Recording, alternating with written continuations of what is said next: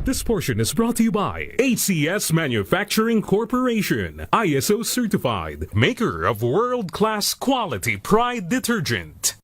Sa paglipas ng panahon, kasabay nito ang patuloy na ebolusyon ng teknolohiya at isa sa itunuturing na pinakamalaking breakthrough dito ay ang paglaganap ng Artificial Intelligence o AI. Ngunit dahil sa kakayahan nitong tapatan o lamangan ang mga tao sa maraming bagay, marami ang kumakalat na mga haka-haka tungkol sa tunay na kapasidad nito. Bagay na pinasinungalingan ni Bernard Marr, isang world-renowned futurist. Una, ang AI raw ay matalino, patas at walang bias. Ayon kay Marr, ang katalinuhan ay katangiang likas sa mga buhay na nilalang at ang kakayahan ng AI na makapag-produce ng mga output tulad ng tao ay nakabatay pa rin sa algorithm na gawa rin ng tao. Ito ang dahilan kung bakit hindi masasabi na walang kinikilingan ang AI. Halimbawa na lang sa Amerika, gumagamit sila ng AI para makatulong sa pag-predict ng pattern ng mga krimen, maging sa pagbuo ng mga hatol. Sa katunayan, lumalabas sa pagsusuri ng New York-based journalism entity na ProPublica na mas may pagkiling ang AI sa white people kumpara sa Afro-American population. Dagdag pa nito, nakaspecialize rin ang trabaho ng machines at malayo pa sa realidad na magkaroon ito ng kakayahan na kopyahin ang natural instincts ng isang tao o kung tawagin nila ay General AI. Pangalawa, ang AI raw ay magte-take over daw sa mundo. Tulad ng maraming bagay sa mundo, nilinaw ni Marr na walang nakakaalam kung saan patungo ang AI sa mga susunod na mga taon. Gayunpaman, katulad ng iba pang social structures at constructs na mayroon tayo ngayon, nakadepende pa rin sa atin ang pagre-regulate nito. Bilang mga tao, nakikita natin ang benepisyo ng AI sa buhay natin at hawak natin ang responsibilidad na patuloy itong pagyamanin para sa ikabubuti ng lipunan at pigilan ang pang-aabuso rito. This portion is brought to you by ACS Manufacturing Corporation, ISO certified, maker of world-class quality Pride detergent.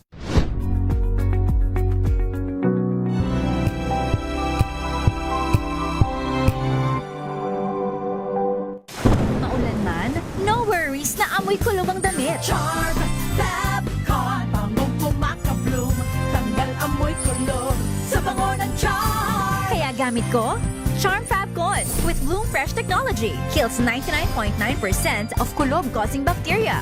May aroma burst pa of thousands of flowers and berries. Ang sampay sa loob, no amoy kulob. Bangong pumakabloom sa charm. Charm Fabcon. ACS.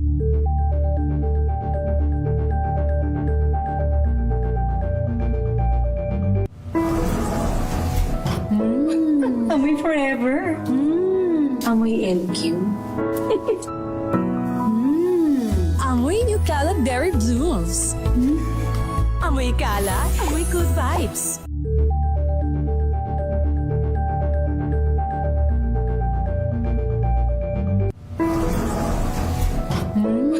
Amoy forever. Amoy LQ. Amoy New Calad Berry Blooms. Amoy kalat, amoy good vibes.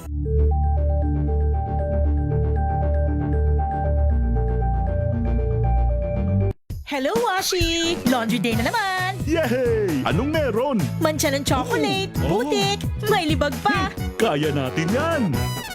With Pride Washing Machine Detergent, may triple stain-away formula.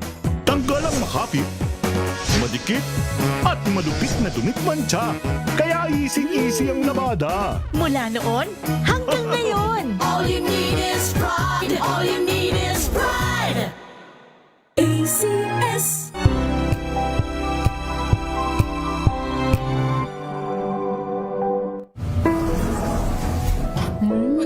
Amoy forever.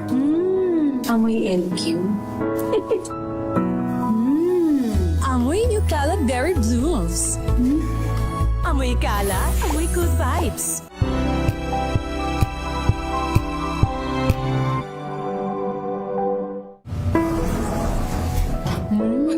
Amoy forever. Amoy LQ. Amoy New Calad Berry Blooms. Amoy kalat, amoy good vibes.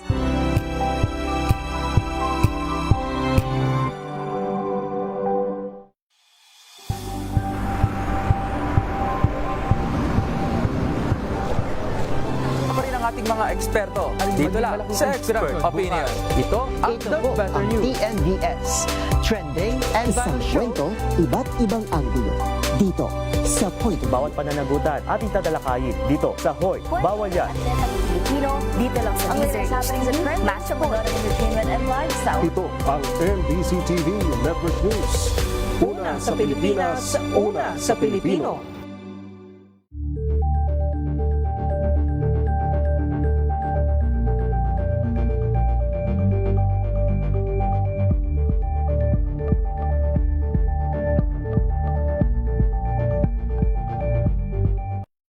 Mga balitang gigising sa inyong umaga. Mga balitang kailangan mong malaman. Mapapakinggan sa ACS Balita sa 2x2.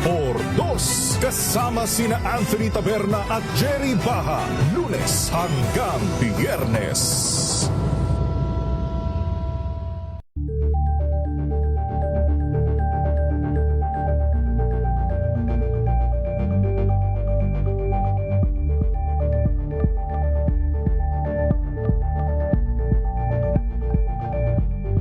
We've got you covered. From the hottest hits, exclusive interviews, kilig to the bones fan meet experience, and hataw performances of your favorite stars. Saturdays, 12 noon, dito lang sa DZRH TV. RH Break Time. Oras sa Miss Thea. Ganap ng alas 4:42 ng hapon. Atawin natin ang mga reports. Unahin natin ang report mula sa Kamara de Representantes. Kaugnay sa mainit na issue ngayon ng impeachment hearing laban kay Vice President Sara Duterte Carpio. Ramil Madriaga nagsilbing dami sa multi-million peso transaction ng dating Pangulong Digong Duterte. Arrest number 12, Milky Regunan, please come in. Manang Milky. Milky.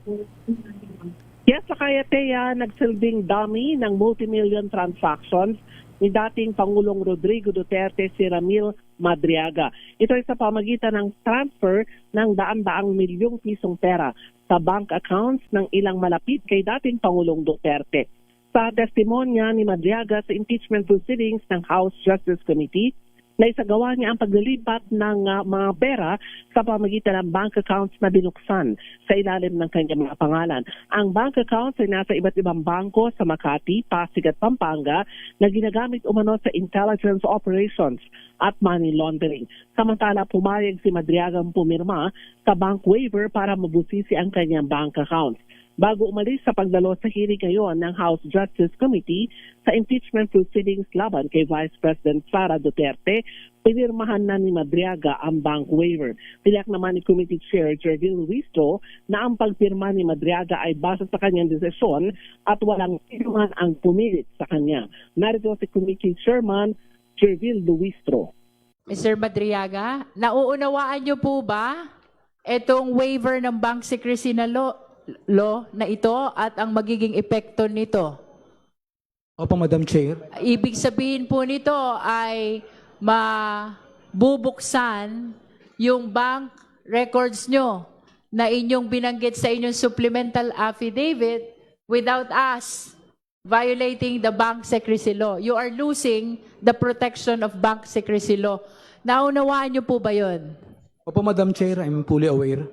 Ito po bang isinagawa ninyong ito ay may paggabay na ibinigay sa inyo ang abogado nyong katabi nyo ngayon, whom I know is Attorney Palad? Opo, Madam Chair. So, naiintindihan nyo po ang inyong ginagawang ito? Opo, Madam Chair. Okay. Ang susunod na hearing lakay ay sa April 22 at April 29. Hindi na rin maglalabas muna ng mga subpoena ang komite hanggat hindi pa natatawag at nakadadalo sa hearing ang ilang mga resource persons na una nang pinadalahan ng subpoena. Ako si Milky Regunan Bulat para sa Sakay. Ano nga bang kaso nitong si Ramil Madriaga? Bakit siya nakakulong ngayon? Oo, meron siyang kasong kidnapping lakay. Wow. Umano. Oo, at ito daw ay isinagawa laban sa kanya ni Attorney Harry Roque.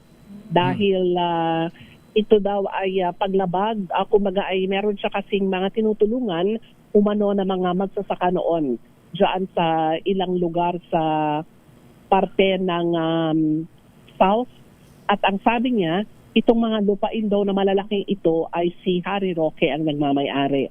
Kaya para kumbaga ay matigil yung pagtulong ni Madriaga sa ilang mga magsasaka at ilang mga grupo doon ay kinasuhan siya ng kidnapping at kaya ngayon ay nakakulong sa BJMP facility sa Taguig. Ayan, nakulong siya during Duterte administration pa o Marcos administration na?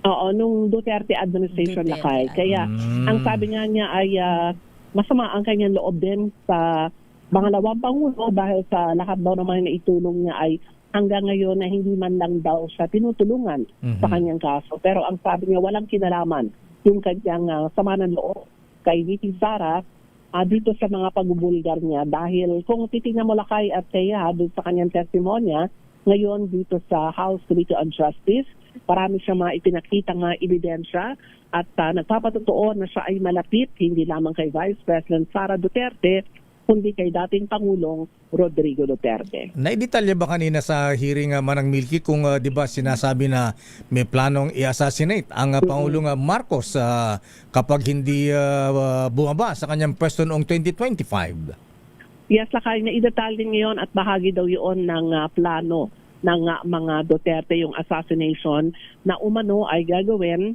2025. So yan ay nakalipas na taon. At meron ding ilang mga plano na papayagan daw ni Pangulong Rodrigo Duterte na tumakbo na lamang si Sara Duterte noon na mayor ng Davao bilang vice president ni PBBM. Dahil meron nga daw silang plano na ipapatay itong si PBBM sa kalagitnaan kanyang termino para ang maupo ay itong si VP Sara at siya ang kumaga ay mangulan bilang presidente. At ang plano ay yung itutuloy-tuloy ang kanyang pagiging presidente kung kakandidato uli para makumpleto naman yung 9 na taon lakay at Thea. Naidetalya ba kung sino ang magsasagawa ng assassination?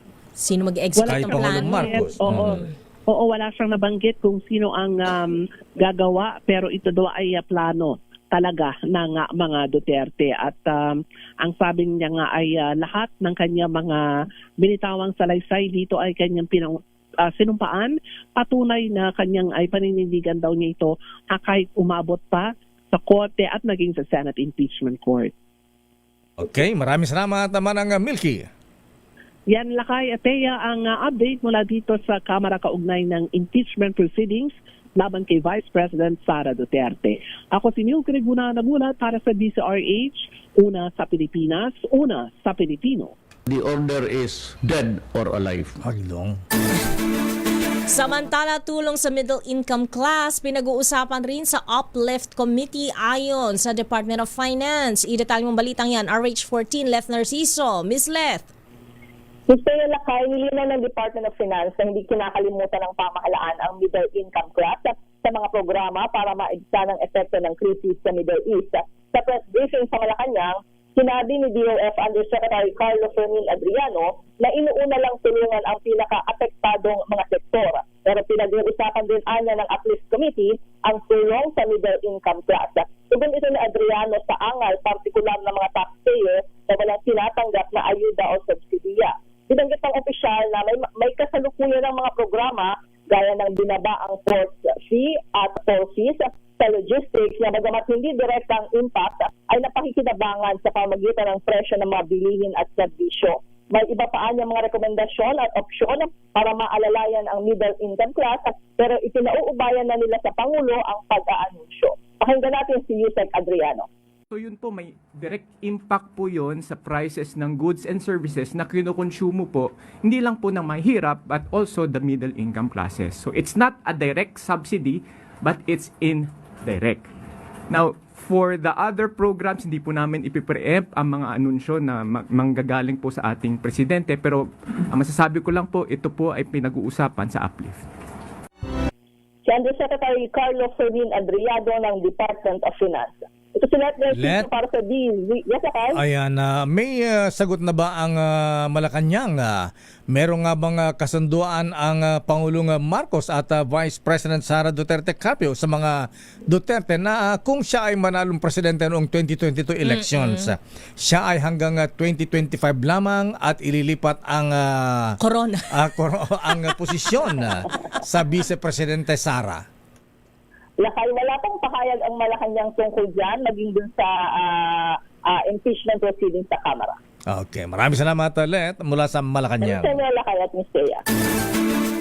Mula sa Malacanang, dumako tayo sa Senado. Samantala, suspension ng excise tax sa LPG at kerosene. Suportado naman ni Senate President Tito Soto. Raymond Admas, please come in. Raymond.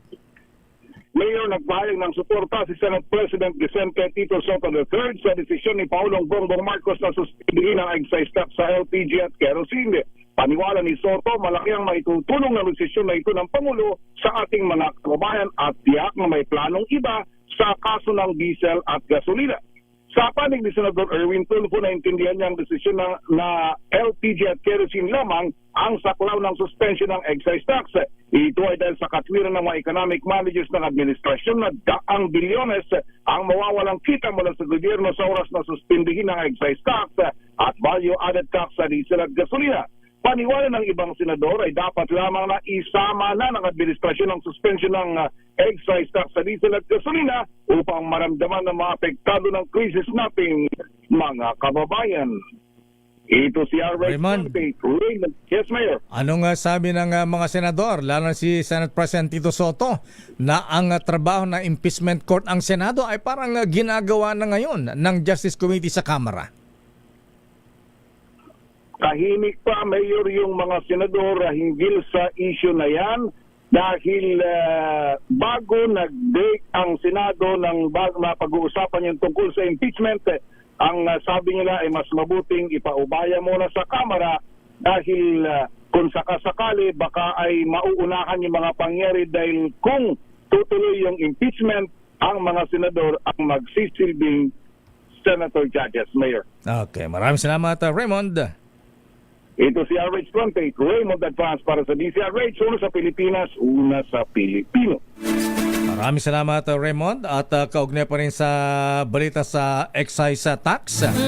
Nanawagan din si Senator Loren Legarda sa Pangulong Marcos na agad suspindihin ang excise tax at value-added tax sa diesel at gasolina. Kasabay ng pagbibigay diin na mabagal ang tulong ng pamahalaan at baka daw huli na itong dumating para sa milyon-milyong Pilipinong naghihirap sa ngayon. Sabi ng senadora, malaking tulong ang suspension ng buwis sa LPG at kerosene na oras ng sinuspindi nga ng Paulo Marcos dahil direktang naapektuhan ang mga kabahayan, ang mga ginang tahanan at ang food service sector. Muli ginitiligar na agarang suspension ng buwis sa petrolyo na anyay may direktang agaran at pambansang epekto. Sinabi naman ng kanyang anak na si Congressman Leandro Leviste na ang pumipigil daw sa suspension ng excise tax sa kerosene at o sa diesel at gasolina ay si Mr. Batman. Nako. Executive Secretary Ralph Recto. Alam mo siya ang nagpasimula ng BAT noong panahon ng dating Pangulong Gloria Macapagal Arroyo. Ayan, pero yun ay nakatulong sa gobyerno. Ayan, nung panahon na yun. Kaya lang nasacrifice ang kanyang karir dahil sa inakda niyang BAT. Natalo sa eleksyon. Ayun. Samantala, Lakay, 4,000 sako ng bigas iti-turn over ni Batangas Representative Leandro Leviste sa Manila LGU. Idetalye mo balitang yan, RH29, Boy Gonzales. Boy G. Kaya Lakay, tinanggap ng lokal na pamahalaan ng Manila ang 4,000 sako ng bigas para ipamahagi sa mga Manileño. Mismo sina Mayor Isko Moreno Bagoso, Vice Mayor Chiates at mga ibang opisyal ng lungsod at tumanggap ng 4,000 bigas na tig 25 kilo mula kay Batangas Representative Leandro Leviste. Nagpasalamat si Mayor Isko sa donasyong bigas at sinabing maraming Manileño ang makikinabang dito. Ayon naman kay Representative Leviste, ang donasyon ay tanda ng pasasalamat sa Manila LGU dahil sa mainit na pagtanggap at suporta nito. Dagdag pa niya, pasasalamat din ito sa pagpapaintulot ng lungsod sa mga magsaka mula sa Batangas na 1 linggong nanatili sa Liwasa Bonifacio para magsagawa ng kanilang aktibidad. Matatandang magkasama sina Leviste at Tumagoso sa mga campaign rally ng Asenso Manileño noong 2017. Ito si Boy Gonzales para sa Lisa, Arizona sa Pilipinas, una sa Pilipino. Maraming salamat, Boy Laya Gonzales. Sabi ni Boy Laya Gonzales, Ano nila kay? sabi Congressman Kiko Barsaga, welcome to the club, Kong. Samantala, bilang naman ng mga sasakyan o mga motorista na dumadaan sa EDSA, nabawasan dahil sa oil crisis. At bilang naman ng gumagamit ng bisikleta, tumaas ayon sa MMDA. Noche Kaka sa detalye, Noche. Lakay, Miss Teya, tumaas ang bilang ng mga nagmumotorsiklo at nagbibisikleta na dumadaan sa EDSA. Ito ay sa panahon ng oil price hike simula noong Marso. Ngayong Abril, Lakay, Miss Teya, nasa 203,301 para sa motorsiklo kumpara noong Marso na nasa 194,974. Tumaas rin ang bilang ng nagbibisikleta ngayong Abril, nasa 1,354 kumpara naman noong Marso na nasa 1,273 kada araw. Ayon kay Metropolitan Manila Development Authority Chairman Attorney Don Artes, may mas maraming nagko-commute na yun sa kay Mistea gamit ang mga public transport dahil sa oil price hike. Dahil ayon kay Artes, noong March 2, bago ang pagtaas ng presyo ng petrolyo na 225,002 per day ang traffic volume. Sa datos nila nitong Abril 6, bumaba ng 210,202 cars na lang. Narito si MMDA Chairman Attorney Don Artes. Nababawasan yung traffic, nababawasan din yung konsumo ng gasolina dahil maraming nababawas na sasakyan. Ang dumami ay ang motorsiklo na alam naman natin na mas tipid sa gasolina. Yung konsumo niyan ay mas matipid kaysa sa mga kotse, lalo-lalo na kung SUV ka or yung malalaking sasakyan. Sinabi rin ni Artes Lakay, Mistea, na nakahanda na rin sila para umalalay sakaling may mga stranded passengers sa transport strike. Lakay, Mistea, na isingit ko lang, nasa loob na ng Metro Manila District Jail Annex 2 building itong si Ramil Madriaga. 417 na ngayong hapon, Lakay, ligtas na nakabalik si Madriaga kasama ang kanyang buong convoy. Matapos na umattend sa hearing sa House of Representatives sa Batasan, Quezon City. Pasado alas 6 naman kanina umaga, Lakay, Mistea, lumabas sa Camp Tagungdiwa si Madriaga. Aris 27, Nochikakas sa DCR8, una sa Pilipinas, una sa Pilipino. Samantala, sa papang balita, pinalawig ni Pangulong Ferdinand Marcos Jr. ang deadline ng filing ng 2025 annual income tax returns mula Abril 15 hanggang 15 ng Mayo ngayong taon. Ayon sa Pangulo, ito Abril 15 hanggang sa mga taxpayer na makapag-file ng maayos, kasama ang lahat ng kailangang dokumento at walang ipapataw na penalties. Aya sa ganitong paraan, mas magaan ang pagbabayad ng bawat Pilipino, lalo na sa panahong ramdam ang pagtaas ng presyo ng langis. Kasabay nito, tiniyak ng Pangulo na tuloy-tuloy ang ginagawang hakbang ng pamahalaan para maibsan ang bigat sa araw-araw na buhay ng mga Pilipino.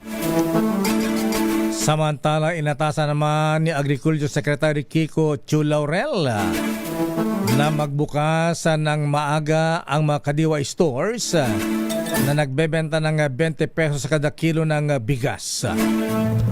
Kasi ito na mga report na mahahabang pila na ng mga nasa vulnerable sector na bumibili ng benteng bigas batay sa benteng bigas sa program ng gobyerno. Sabi ng kalihim, patuloy ang kanilang pagsasaayos sa proseso para mapabilis at maging magaan ang pamimili ng ating mga kababayan. Narito si Agriculture Secretary Kiko Chu Laurel. Using the QR, meron pa rin silang linya na pwedeng pilahan. So we're continuously trying to improve. Naiintindihan ho namin yan. At yung iba naman na reason nila, kaya daw sila 2 o'clock pa lang nandun na kasi gusto nilang mauna. Para kahit na may magawa pa sila during the day. Kahit na may appointment. Kaya siguro kung pwede, hindi kaya pwedeng agahan din yung pagsisimula. Tulad dito, alas 8 na ho nagbubukas daw yung Yes, may direction na ho tayo na mag-uumpisa yung mga outlets na talaga may pila, mag-uumpisa ng 6 a.m. ho. Sa iba pang balita, pinag-iingat ang mga magulang na may mga anak na napakahaba ng oras na inuubos sa mga online games gaya ng Roblox. Ito ay matapos mabulgar sa hearing ng Senate Committee on Women and Children na marami sa mga menor de edad ang nagiging biktima ng tinatawag na grooming. Sa pagdinig na pinangunahan ni Senator Risa Ontiveros, inilahad ni Police Colonel Romeo Desiderio na pangunahing biktima ng grooming ay ang mga bata na nakababad lagi sa internet. Matapos kaibiganin ng mga groomer na karamihan ay nasa abroad, ay hihimuki ng mga bata na gumawa ng karahasan kasama na ang pananakit sa sarili at pagsasagawa ng extortion. Narito ang bahagi ng panayam ni Colonel Desiderio. They groom victims to commit violence and make ruthless some extortion. So paano nangyayari extortion? Kaya nga yung chat message with Roblox, lumilipat sila ng other social media platform like Telegram, Messenger. So doon ako on Discord. Then andun din yung to influence them on the violence. Then some we call this radicalization and recruitment. So may kami tinatawag din na ini-influence din to mga nag-groom ma'am ng Grooming pala ang tawag doon. Dahil mga batang na-addict sa Roblox. Roblox. Ayan. Roblox. Roblox. Ayan. Kala ko iba ba na yan In-extend na naman pala. Ayan. Akala natin laro-laro lang. Yung pala may mga ganyan ng hinikayat silang gumawa ng karahasan. Nakaka-chat ka sila kayo. At yung iba nagpapakamatay pa. Yes. At di ba yung mga teenagers sa Cavite na lulusubin yung isang school ba yun? Gusto mamaril? Samantala sa balita mula sa abroad, Pope Leo XIV pumalag sa mapatutsada ni President Donald Trump. Pinapatpulan pa ba ito? James Galangay sa detalye. James. Lakay, Miss Thea, kasabay nga ngayon ng 10-day tour ni Pope Leo XIV sa 4 na bansa sa Africa para tugunan ang pangangailangan ng mga Katoliko at residente doon, ay dito rin nagaganap ang mapatutsyada ni US President Donald Trump laban sa Santo Papa kung saan sinabi nitong mahina si Pope Leo sa politika at iba pang mga bagay. Pakinggan natin. I think he's very weak on crime and other things. So I'm not. I mean, he went public. I'm just responding to Pope Leo. And his brother is a big MAGA person, and he's a great guy, Louis. And I said I like Louis better than I like the Pope. We believe strongly in law and order, and he seemed to have a problem with that. So there's nothing to apologize for. He's wrong. Ngunit hindi pa dyan nakontento si Donald Trump kung saan isang AI-generated image din ang pinost sa kanyang social media na nakatayuan ni Jesus na nagpapagaling sa mga may sakit. Sagot naman dyan ng Supreme Pontiff, wala siyang oras may pagdebate at magpapatuloy lang siya sa pagsalita para kondinay na nagpapatuloy na gyera sa Middle East. Narito naman si Pope Leo XIV. I don't want to get into a debate with him. I don't think that the message of the gospel is meant to be abused in the way that some people are doing. And I will continue to speak out loudly against war, looking to promote peace, promoting dialogue and multilateral relationships among the states to look for just solutions to problems. Too many people are suffering in the world today. Sa kabila nito, sunod ng bibisitahin ng Santo Papa ang Cameroon, Angola at Equatorial Guinea para magbigay ng mensahe at makisa sa mga Katoliko at sa kanilang kultura. Ito si James Galangay ng Desert TV, una sa Pilipinas, una sa Pilipino. Maraming salamat, James. Akala ko sabihin ng Santo Papa, pati mga demonyo ipapanalangin ko. Sana magbago na. Ayan. Harinawan. Ayan. At matigil na ang gyera. Sports, Miss Thea. Sports journalist inaresto ng CIDG sa cyber libel case na inihain ni PBA Commissioner Willie Marshall. Idatal mong balitang yan, Millie Borja. Inaresto ng Criminal Investigation and Detection Group o CIDG noong Sabado sa Quezon City ang sports journalist na si Snow Badwa, kaugnay ng kasong cyber libel na inihain ni PBA Commissioner Willie Marshall. Ayon kay CIDG Detection and Special Operations Unit Acting Chief Jean Likud, kilala ang suspect bilang taga-subaybay ng mga laro at aktibidad ng PBA. Sinabi ni Likud na inakusahan ng mamamahayag ng pagkakalat umano ng mapanirang pahayag laban kay Marshall sa online platforms. Aniya, nagsimula ang kaso noong 2016 nang formal na magsampa ng reklamo laban sa kanya. Nakalaunan ay dumaan sa proseso ng korte hanggang sa mailabas ang warrant of arrest. Hindi naman isiniwalat ng mga investigador ang eksaktong nilalaman ng mga pahayag na naging basihan ng reklamo dahil nakapaloob na umano ang mga ito sa mga dokumento ng korte. Ayon pa sa CIDG, iginiit ng suspect na naayos na umano nila ni Marshall ang issue, ngunit nagpatuloy pa rin ang pag-usad ng kaso sa hukuman hanggang sa ipatupad ang warrant of arrest. Nakapagpiyansa ng sports journalist noong Lunes sa halagang 30,000 pesos at inaasahang sa ilalim sa routine medical examination bilang bahagi ng standard procedure. At yun ang mga latest update sa mundo ng sports. Ito si Millie Borja ng DZRH-TV, una sa Pilipinas, una sa Pilipino. Maraming salamat, Millie Borja, at sa ating showbiz, Miss Thea. Alfred Vargas naghain ng criminal complaint laban sa mga magulang ng batang umano'y ng bully sa kanyang anak. Idatal mong balitang yan, Angelica Cosme. Kasama ang kanyang misis, formal na naghain ng criminal complaint sa Office of the City Prosecutor sa Maynila ang actor-turned-politician na si Alfred Vargas laban sa mga magulang ng batang umano'y ng bully sa kanilang anak. Sa inilabas na pahayag ni Vargas, nangyari ang umano'y insidente ng pambubuli at pang-aabuso sa kanilang lalaking anak sa gitna ng swimming training sessions nito. Bagamat makailang ulit na rin daw silang nakipag-ugnayan sa magulang ng menor de edad, ay hindi ito natugunan ng maayos at tuloy pa rin ang bata sa pambubuli sa kanilang anak. Bukod sa insidente kung saan nilunod umano ito, isinalaysay din ni Vargas ang ginawang pagtulak sa kanyang anak sa isang swimming competition na ginanap sa Rizal Memorial Sports Complex noong Pebrero habang nagwa-warm up na muntik magdulot ng injury sa bata bago magsimula ang kompetisyon. Bilang ama, hindi na anya kayang tiisin ni Vargas na makitang inaapi ang anak. Hindi raw ito simpleng away bata, bagay na hindi na rin anya dapat palampasin. Kung kaya't sa inihaing reklamo, idiniin ito na maaari sanang maiwasan ang insidente kung hindi dahil sa kapabayaan ng magulang. Ang hakbang na ito ay hindi lamang para sa kanilang anak, kundi nais na dinaanya ni Vargas na magsilbing boses para na rin sa lahat ng mga batang natatakot magsalita.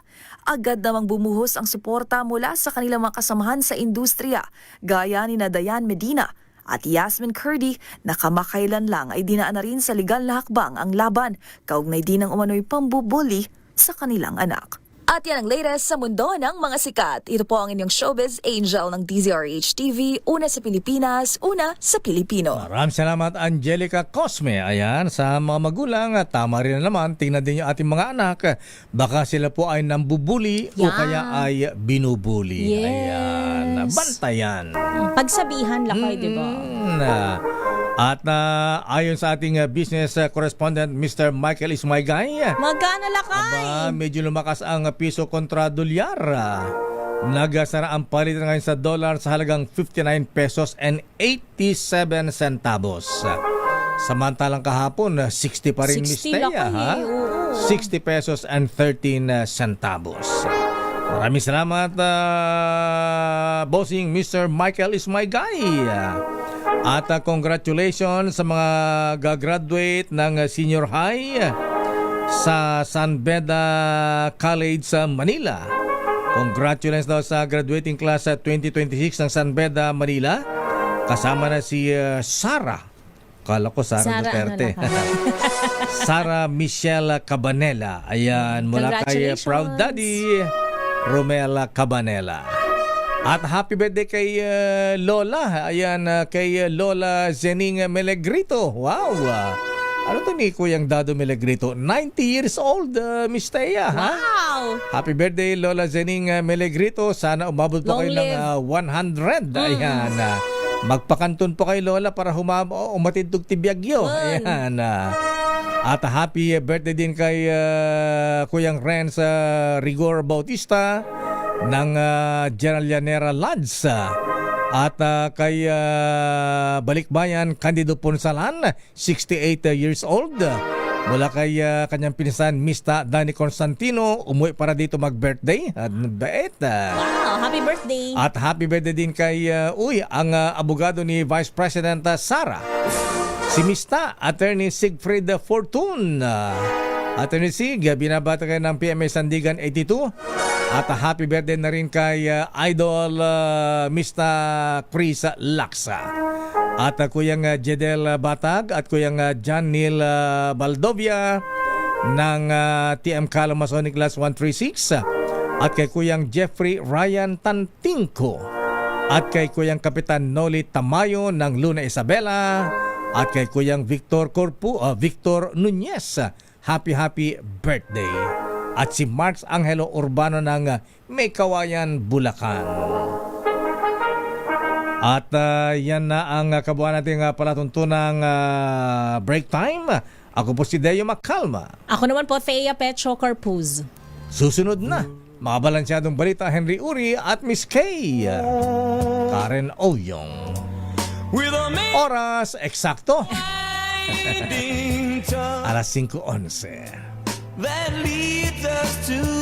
Ang oras ay hatid sa inyo ng Memory Plus Center ng Makati Med. This time check is brought to you by ACS. Tinesting, sinuri, siniyasan. Ang resulta, super effective ang Shield sa pagpatay ng bakterya at virus. Shield Antibacterial Soap. Believe ang mga eksperto sa Philippine Nurses Association. At si Mami. Tiwala ako sa Shield. Shield Antibacterial Soap. Napatunayang mabisa. Ang mga nurse, tiwala. ACS. Tanggaling-galing mo. Smart dishwashing paste ko. Pritong ulam na masem.